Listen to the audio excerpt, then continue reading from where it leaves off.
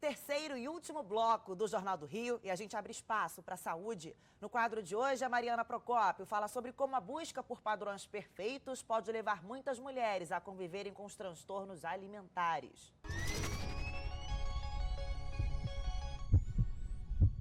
Olá, seja bem-vindo ao nosso quadro sobre saúde nesse Jornal do Rio especial, voltado para nós, mulheres. E todas nós sabemos que a gente vive numa era diferente, né? A era das telas, assim é chamada pelos especialistas, onde não basta ser nem ter, é preciso aparecer. Agora, de que forma será que esse culto à imagem que a gente está vivendo repercute, impacta na nossa saúde? Pois é, na nossa mente e no nosso corpo também, disparando uma série de doenças. É sobre isso que a gente conversa hoje com a psicóloga Mônica Viana, a quem eu já agradeço pela entrevista. Doutora Mônica, muito obrigada. E a minha primeira pergunta é exatamente essa, eu passo a palavra a você. De que forma que nós, mulheres, nos impactamos com todo esse culto à imagem que existe hoje? Realmente a gente vem notando um aumento expressivo de doenças mentais relacionadas à aparência, né, relacionadas ao corpo, o que a gente chama de doenças da beleza. E isso a gente consegue perceber tanto em pesquisas quanto na prática clínica.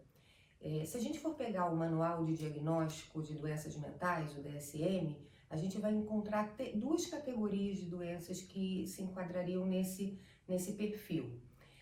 Os transtornos alimentares e os transtornos dismórficos corporais, né? Nesses dois transtornos está envolvida uma distorção da imagem corporal e uma acentuada insatisfação com a imagem corporal. Os transtornos mentais, eles trazem em si traços da sua época, né? Se a gente for pegar as causas desses dois transtornos, a gente vai ver que dentre as causas existem causas genéticas, causas fisiológicas, causas ambientais, psicológicas, familiares e as causas socioculturais. E a gente vive numa sociedade atualmente extremamente imagética, que supervaloriza a imagem, né? Que supervaloriza a beleza, a aparência, e isso acaba se refletindo, né, na nossa identidade, na maneira como a gente se enxerga, né? E a gente acaba percebendo hoje em dia que, para além desses quadros mentais, existe uma normalização da insatisfação com a imagem corporal. E isso teve alguma mudança nesse período de pandemia? Diversos estudos vêm apontando um aumento dos quadros de doenças mentais durante esse período da pandemia. Tem um estudo recente realizado pelo Instituto de Psiquiatria da USP, que saiu agora em fevereiro, que investiga exatamente o aumento de quadros de ansiedade ao longo da pandemia. E eles apontam que as mulheres foram as mais afetadas nesse aumento de ansiedade durante a pandemia. Das mulheres entrevistadas, 35% apontavam um quadro de ansiedade nesse período específico, né? Se a gente for pensar por que as mulheres estão sendo mais afetadas, a gente vai encontrar alguns motivos.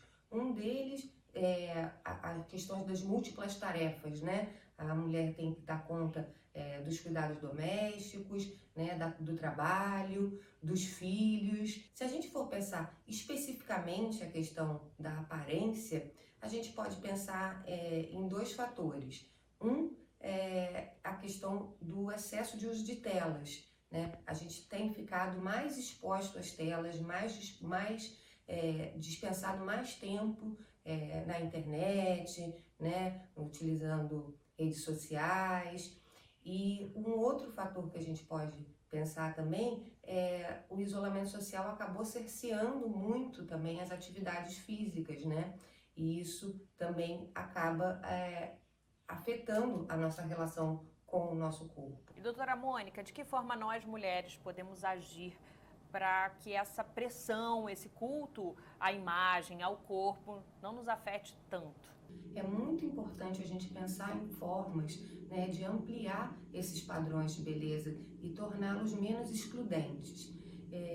propor aqui 2 exercícios práticos para a gente fazer. Um seria fazer uma limpeza nas nossas redes sociais e deixar apenas perfis, né, e conteúdos que nos proporcionem uma relação mais saudável com o nosso corpo, né, uma relação mais amigável com a nossa aparência, né, e não perfis que façam que a gente aumente essa insatisfação com a imagem corporal. E o outro exercício que eu proponho é que a gente evite determinados conteúdos e tipos de conversa que ficam focados apenas na questão da aparência, né? O que você está comendo, né? Qual dieta que você está fazendo, você emagreceu, você engordou. Que a gente consiga ampliar um pouco as conversas entre as mulheres. E esse é um comportamento que começa ainda na infância, entre as crianças? Tem algum cuidado especial que a gente pode tomar com as nossas meninas para não deixá-las tão expostas? Sim, a imagem corporal, ela se constitui desde a infância, através das nossas relações interpessoais e intrapsíquicas.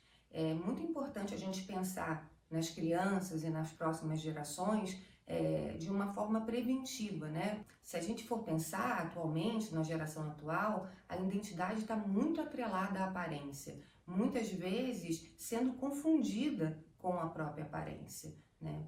Existe um sociólogo chamado Guy Debord que cunhou o termo sociedade do espetáculo, e ele tem uma frase muito interessante que fala que a gente passou do ser para o ter e agora a gente estaria na era do parecer.